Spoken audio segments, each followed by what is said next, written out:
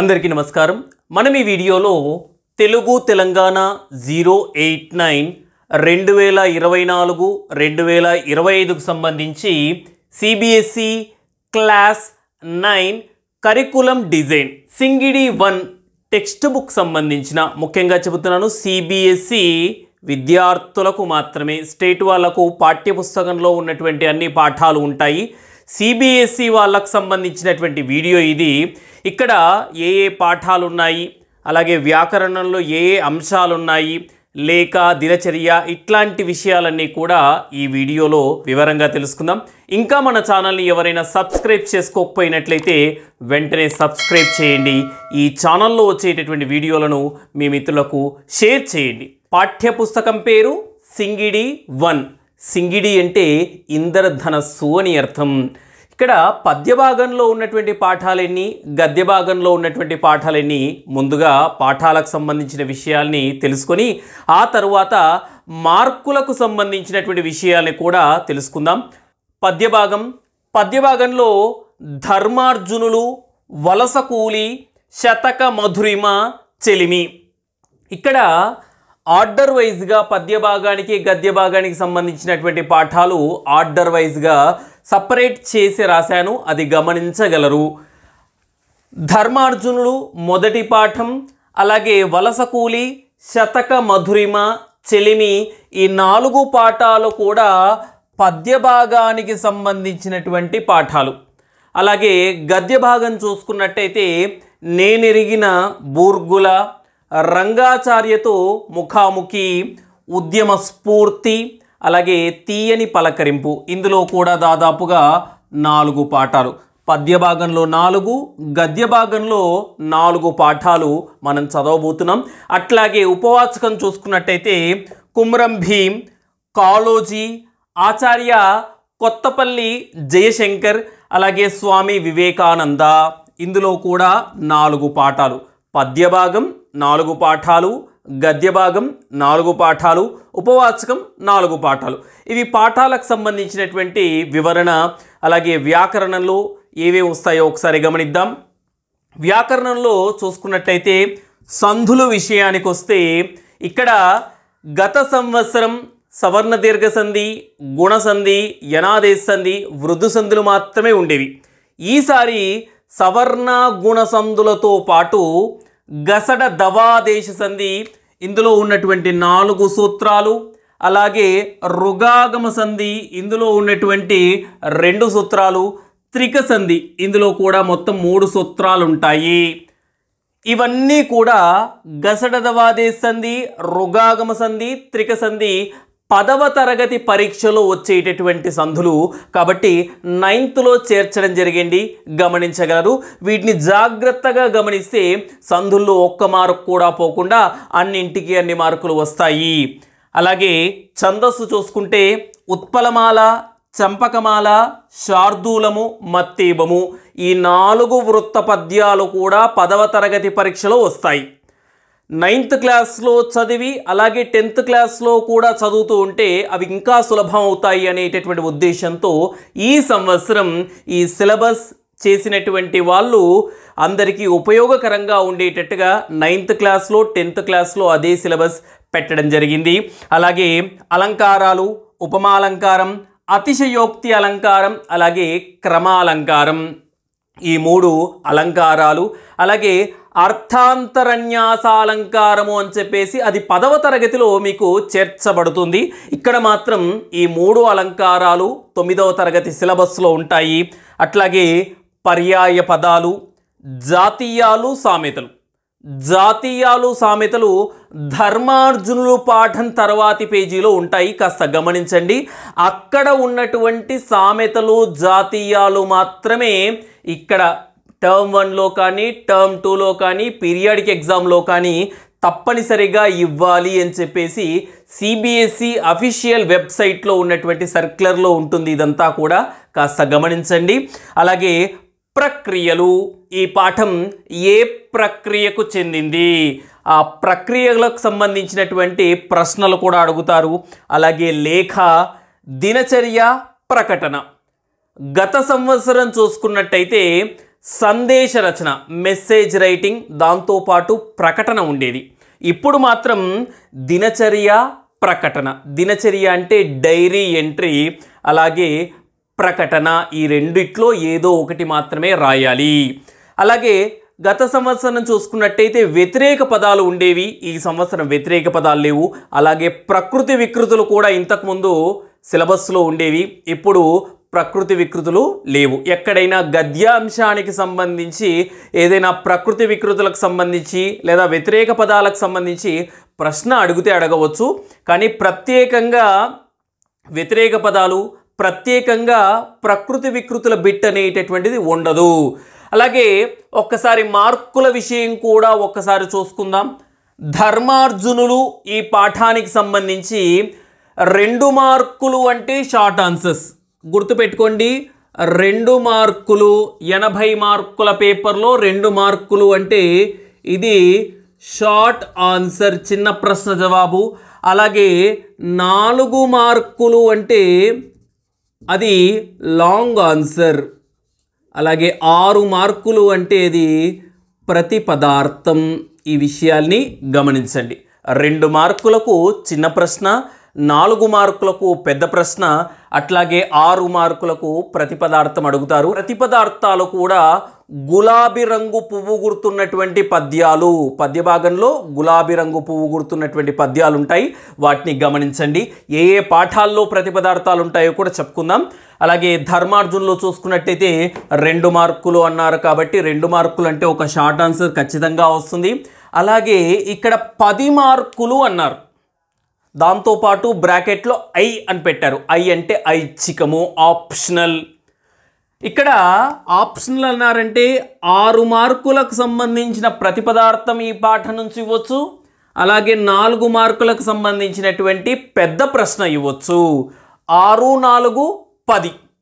ఇక్కడ ఐచ్ఛికమని ఎందుకు పెట్టారు అంటే పెద్ద ప్రశ్న ఈ పాఠం నుంచి ఇచ్చినట్టయితే, మరొకసారి చెబుతున్నాను, లాంగ్ ఆన్సర్ ఈ పాఠం నుంచి అడిగినట్లయితే ఈ పాఠం నుంచి ప్రతిపదార్థం అడగకూడదు. పద్యానికి సంబంధించిన ప్రశ్నలు ఉంటాయి, ఆ పద్యాన్ని జాగ్రత్తగా గమనించి ప్రశ్నలకు సమాధానాలు రాయాలి. అదే పరిచిత పద్యం. ఒకే పాఠం నుంచి ప్రతిపదార్థం పెద్ద ప్రశ్న అడగని ఇక్కడ ఉన్నటువంటి ఇన్స్ట్రక్షన్ జాగ్రత్తగా గమనించండి. అందుకే ఐచ్ఛికము అన్నారు. ఇస్తే లాంగ్ ఆన్సర్ లేదా ప్రతిపదార్థం ఇవ్వాలి. ఓకేనా? 2 కూడా ఒకే పాఠం నుంచి అడగకూడదు అని ఒక నియమం. అలాగే వలస కూలి, మీరు ఒకటి గమనించండి, ఈ వలస కూలి అనేటటువంటి పాఠం నుంచి ప్రతిపదార్థాలు ఉండవు. ఏముండవు? ప్రతిపదార్థాలు ఉండవు. అడిగితే గనక 4 మార్కులు అన్నారు కాబట్టి లాంగ్ ఆన్సర్ ఒకటి ఉంటుంది, అట్లాగే షార్ట్ ఆన్సర్ కూడా అడిగే అవకాశం ఉంటుంది. శతక మధురిమ, ఇందులో ప్రతిపదార్థాలకు సంబంధించిన దాదాపుగా 6 పద్యాలు ఉంటాయి, వాటన్నిటిని కూడా గమనించాలి. సీస పద్యాలు కాకుండా మిగతా పద్యాలన్నీ కూడా ప్రతిపదార్థాలకు అడుగుతారు. శతక మధురిమ పాఠంలో 6 మార్కులు అలాగే 2 మార్కులు, దాదాపుగా 8 మార్కులు అడిగే అవకాశం ఉంటుంది. చిన్న ప్రశ్న ఐచ్ఛికము అన్నారు. అట్లాగే చెలిమి పాఠం చూసుకున్నట్టయితే ఇందులో ప్రతిపదార్థాలు కలిగినటువంటి పద్యాలు 2 ఉంటాయి, కాస్త గమనించండి. 2 మార్కులు షార్ట్ ఆన్సర్, అట్లాగే 4 మార్కులు లాంగ్ ఆన్సర్ అడగవచ్చు. అలాగే గద్య భాగం ఇంకొకటి గమనించాలి. పద్య భాగానికి సంబంధించిన ప్రత్యేక బిట్లు, గద్య భాగం ప్రశ్నలకు సంబంధించిన ప్రత్యేకమైనటువంటి బిట్లు మీకు పరీక్ష పేపర్లో ఉంటాయి. షార్ట్ ఆన్సర్ ఉన్నాయంటే పద్య భాగానికి సంబంధించి షార్ట్ ఆన్సర్స్ ఒక బిట్టు, గద్య భాగానికి సంబంధించినటువంటి షార్ట్ ఆన్సర్స్ ఒక బిట్టు, గద్య భాగానికి సంబంధించిన లాంగ్ ఆన్సర్ ఒక బిట్టు, పద్య భాగానికి సంబంధించిన లాంగ్ ఆన్సర్ ఒక బిట్టు ఉంటుంది, గమనించండి. అలాగే నేనెరిగిన బోర్గుల ఈ పాఠంలో 6 మార్కులు అన్నారు కాబట్టి ఒక షార్ట్ ఆన్సర్ ఒక లాంగ్ ఆన్సర్ ఉంటుంది. అలాగే రంగాచార్యతో ముఖాముఖి ఈ పాఠం నుంచి ఒక లాంగ్ ఆన్సర్ ఒక షార్ట్ ఆన్సర్. అలాగే ఉద్యమ స్ఫూర్తిలో కూడా 2 మార్కులు అన్నారు కాబట్టి షార్ట్ ఆన్సర్, 4 మార్కులు అన్నారు కాబట్టి లాంగ్ ఆన్సర్ ఉంటుంది. తీయని పలకరింపు చాలా చక్కటి పాఠం, వీలుంటే ఒక్కసారి ఆ పాఠాన్ని మొత్తం కూడా చదవండి. మన ఇంటి పక్కన ఉన్నటువంటి ఒక పెద్ద ఆయన యొక్క జీవితం అన్నట్టుగా మనకు అనిపిస్తుంది. వీలుంటే మీ ఇంట్లో పెద్దలతో పాటు కూర్చొని ఈ తీయని పలకరింపు అనేటటువంటి పాఠాన్ని చదవండి. చదివిన తర్వాత అందులో ఉన్నటువంటి విషయాలన్నీ కూడా మీరు పాటించండి. చాలా చక్కటి కథ, చాలా అద్భుతంగా ఉన్నటువంటి కథ. అలాగే ఉపవాచకం చూసుకున్నట్టయితే కుమ్రం భీం, కాళోజీ, ఆచార్య కొత్తపల్లి జయశంకర్, స్వామి వివేకానంద. చాలా యువతకు స్ఫూర్తి ఎవరు? స్వామి వివేకానంద. వివేకానందకు సంబంధించినటువంటి ఆయన విశ్వమత మహాసభల్లో ఏ విధంగా పాల్గొన్నారు, ఆయన బాల్యం, ఆయన ఎదుర్కొన్నటువంటి సమస్యలు ఏంటి, వాటిని ఏ విధంగా ఎదుర్కొన్నాడు, ఇట్లాంటి ఎన్నో అద్భుతమైనటువంటి విషయాలన్నీ కూడా ఈ పాఠంలో ఉన్నాయి. పిల్లలందరూ కూడా చదవదగినటువంటి పాఠాల్లో ముందుగా ఉండేటటువంటి పాఠం స్వామి వివేకానంద. అలాగే ఇవన్నీ కూడా ఉపవాచకం. ఉపవాచకానికి సంబంధించి టర్మ్ 1లో కానీ టర్మ్ 2లో కానీ 2 ప్రశ్నలు ఇస్తారు. 2x4 8 మార్కులు. ఉపవాచకంలో 8 మార్కులు మీరు సులభంగా సాధించవచ్చు. ఆ విషయాన్ని జాగ్రత్తగా విని అర్థం చేసుకొని రాయడానికి ప్రయత్నించండి. అలాగే వ్యాకరణం చూసుకున్నట్టయితే సంధులు, గసడదవాదేశ సంధి, రుగాగమ సంధి, త్రిక సంధి, సవర్ణ గుణ సంధులు. ఈ సంధుల్లో మనకు 5 ప్రశ్నలు ఇస్తారు. 5x1 5 మార్కులు సులభంగా సాధించగలిగేవి. ఈ సంధులు, సమాసాలు, ఛందస్సు, అలంకారాలు, పర్యాయ పదాలు ఇవన్నీ కూడా MCQలో అడుగుతారు. ఇంకా చెప్పాలంటే 10వ తరగతి ప్రశ్నపత్రం ఏ విధంగా అడుగుతారో అట్లాగే 9వ తరగతి ప్రశ్నపత్రం కూడా అడుగుతారు. వీలుంటే ఒక్కసారి, ఇంకా శాంపుల్ పేపర్ రిలీజ్ కాలేదు, ఆ శాంపుల్ పేపర్ రిలీజ్ అయిన తర్వాత నేను మన ఛానల్లో ఒక వీడియో కూడా అప్లోడ్ చేస్తాను, గమనించగలరు. 10వ తరగతి తెలుగు ప్రశ్నపత్రం ఏ విధంగా ఉంటుందో 9వ తరగతి ప్రశ్నపత్రం కూడా అలాగే ఉంటుంది, ఆ మోడల్లో ఉంటుంది, గమనించండి. అలాగే సంధుల్లో 5 మార్కులు. ఛందస్సులో చూసుకున్నట్టయితే 4x1 4 మార్కులు. ఒక పద్యపాదాన్ని ఇచ్చి ఇది ఘన విభజన చెయ్యండి అని అడుగుతారు. ఘన విభజన చేసిన తర్వాత కింద ప్రశ్నలు ఉంటాయి. ఇందులో యతి స్థానం ఎంత, ఏ వృత్తపద్యానికి సంబంధించింది, ఇందులో వచ్చేటటువంటి గణాలు ఏవి, ఇట్లాగా ప్రశ్నలు అడుగుతుంటారు. చాలా జాగ్రత్తగా గమనించాలి. MCQ ఎంత ఈజీయో, ఎంత సులభమో అంతే కష్టంగా కూడా ఉంటుంది. అంటే మార్కులు సులభంగా కోల్పోయేటటువంటి అవకాశాలు MCQలో ఎక్కువగా ఉంటాయి. చాలా జాగ్రత్తగా సమాధానాలు రాయాలి. అలాగే సమాసాల్లో చూసుకున్నట్టయితే ద్వంద్వ, ద్విగు, బహువ్రీహి చాలా సులభంగా ఉంటాయి. ఒకసారి మన ఛానల్లో వీడియోస్ కూడా అప్లోడ్ చేశాను, గమనించండి. 4 ప్రశ్నలు, ఒక్కొక్క ప్రశ్నకు ఒక్కొక్క మార్కు 4 మార్కులు. అలంకారాల్లో కూడా 4 ప్రశ్నలు, 4x1 4 మార్కులు. పర్యాయ పదాలు 4 మార్కులు. జాతీయాలు, సామెతలు ఇంతకు ముందుకు చూసుకున్నట్టయితే 4 మార్కులు ఉండేవి. జాతీయాలకు 4 మార్కులు, సామెతలకు 4 మార్కులు.